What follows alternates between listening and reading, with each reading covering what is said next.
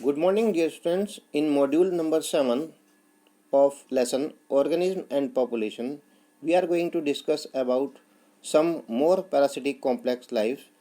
Some parasites have complex life cycle and generally have one or two intermediate hosts, as we have seen in case of malaria plasmodium. That plasmodium required two hosts, one is the human being and second the host is in the form of mosquito. So intermediate host as a vector which facilitate parasitization of host. Human liver flea had two intermediate hosts, snail and a fish. Malarial parasite has one intermediate host, mosquito, to spread to other host. Human lice and ticks are ectoparasite. Ecto means they are present outside the body of the organism. Like copypods are the ectoparasite on some marine fish. Cuscuta is a parasite plant that grows on the trees or shrubs. It lost its chlorophyll and lives during evolution. It gets its nutrition from the plants by hostoria. Hostoria, those particular organs which is responsible to absorb the food from the plant. Commensalism. It is the interspecific interaction in which one species benefits and the other is neither harm nor benefited. For example, epiphyte, that is orchid, growing on a tree branch. Barnacles, growing on the back of whales. Association between egret and grazing cattle. Egret always forage close to the cattle are grazing because they easily get insect.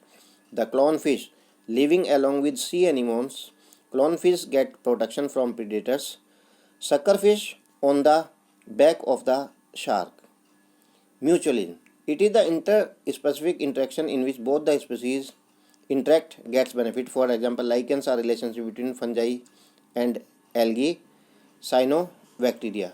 Mycorrhiza, an association of fungus with roots of higher plants. Fungi help to absorb nutrients from the rocks and plants provided energy, yielding carbohydrate to fungi.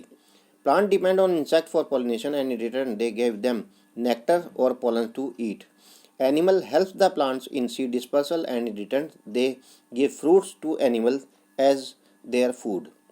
Fig tree and pollinator species of wasp species can be pollinated by its partner wasp only. No other wasp is responsible to carry the process of pollination in these fig plants. In the last, we are going to discuss about commensalism.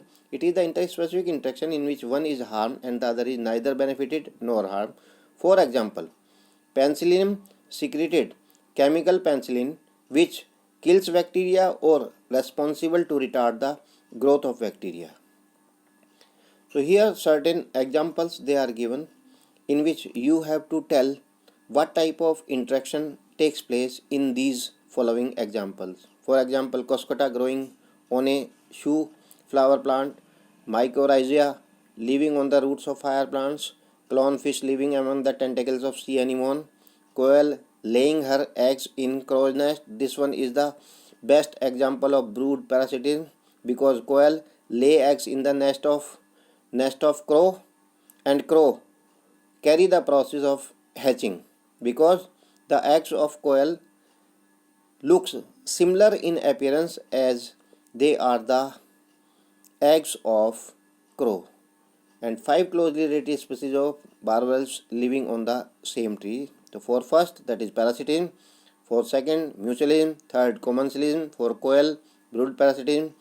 And for the last, five closely related, that is competition with resource partitioning. That's all about the chapter number 13. Thank you.